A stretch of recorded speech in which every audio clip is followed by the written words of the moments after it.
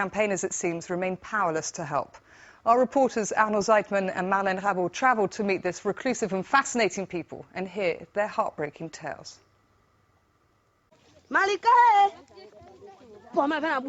The Central African rainforest is home to the pygmy, or batwa as they're known in their local language. They're the oldest people in the world.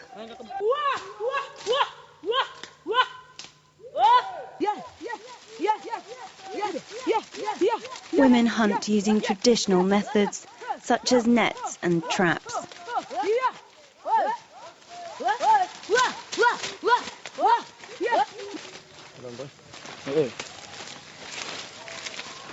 But the catches are getting less frequent. The pygmies are no longer alone in the forest.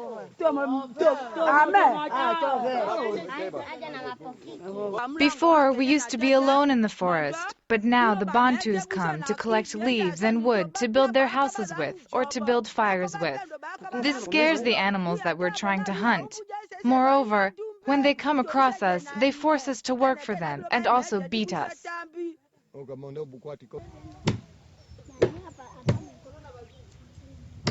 The members of the largest ethnic group, the Bantu, are the main cause of deforestation in Central Africa as they raid the forest for wood.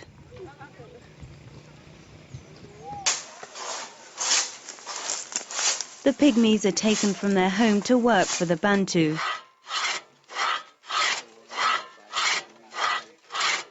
Their monthly wage is a piece of cloth and a few bottles of lemonade if they're lucky.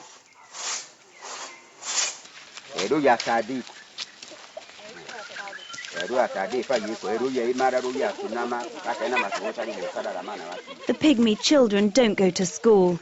Instead, they're put to work cleaning up a field. Come here. This part is to be cleaned up. Come on. You lady, come on, do it here.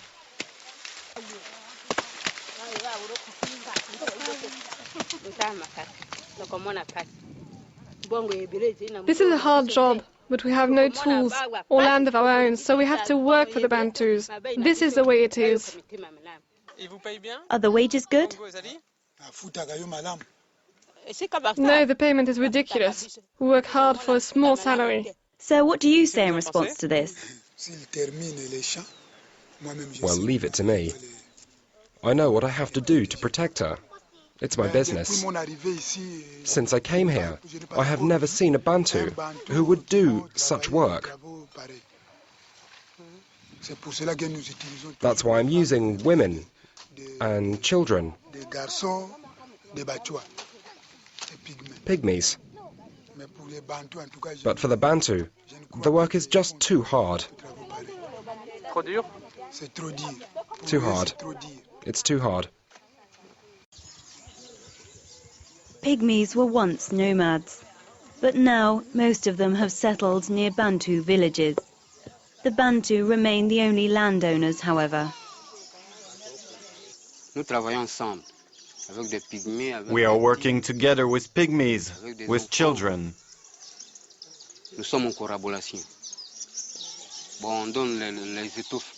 We pay them with pieces of clothes and food. Anything that we find, we give them as payment. Do you sometimes whip them? Yes, we whip them. If they do something wrong, we whip them.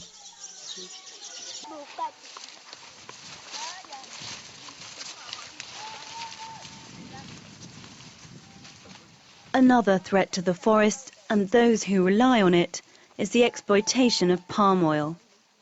Here, palm trees have been planted on more than 3,000 hectares.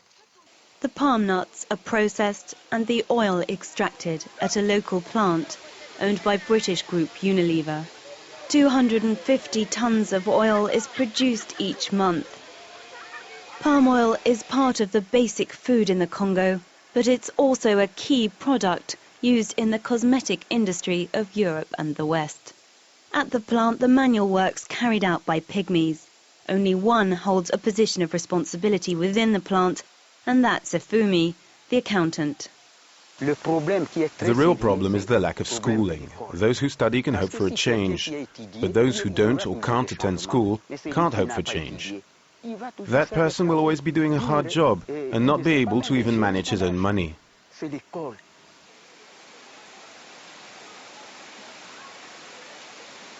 The Pygmies, or Batwa, are indeed enduring hard labour. For the equivalent of around €50 a month, they spend hours labouring in the heat.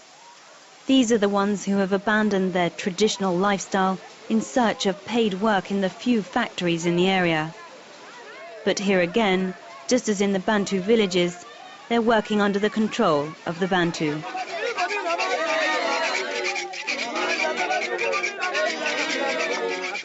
Their wages are insufficient for them to afford adequate food or health care for their families.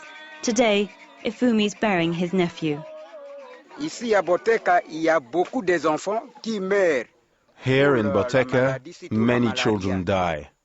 Malaria is often the cause. But for us Pygmies, most children die of malnutrition because we don't have enough money to buy food.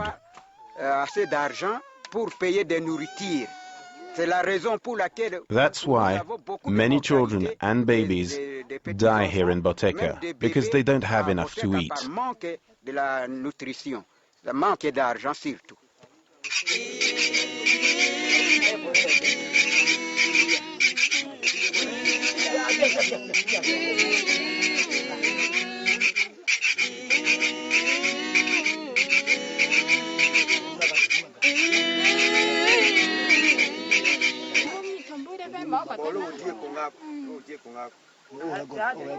Mukini died before his 3rd birthday. According to UNICEF, 1 in 3 Pygmy children dies before the age of 5.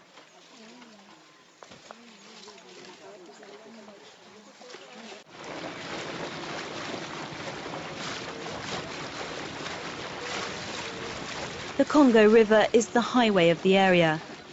Its tributaries provide a route to export the riches of the forest. It also allows the 200,000 Pygmies to travel freely across Central Africa, despite the borders set up by colonial rule.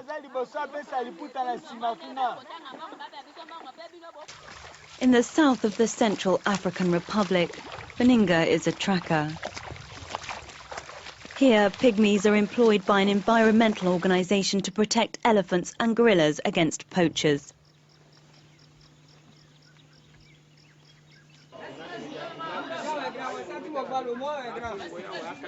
Because it's a well-paid job, Beninga and members of his community, known here as the Aka, are able to buy goods from a local town.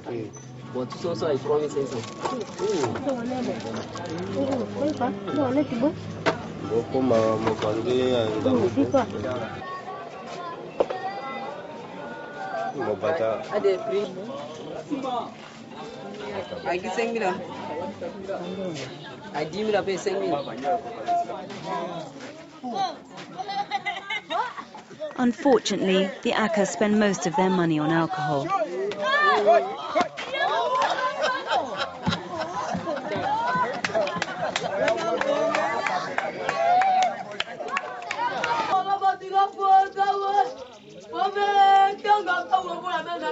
This is a mourning ceremony.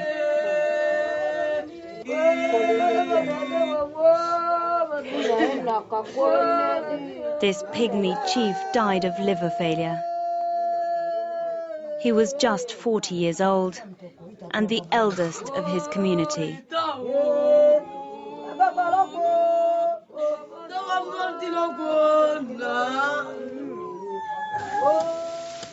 Texts dating back 5,000 years speak of the Pygmies, but the legends carried to us by the poets of ancient Greece describe them as subhuman.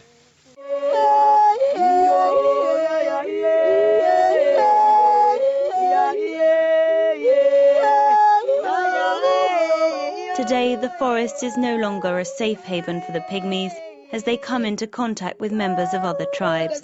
But one of the most difficult challenges which lies ahead is for them to be considered as equal members of the human race.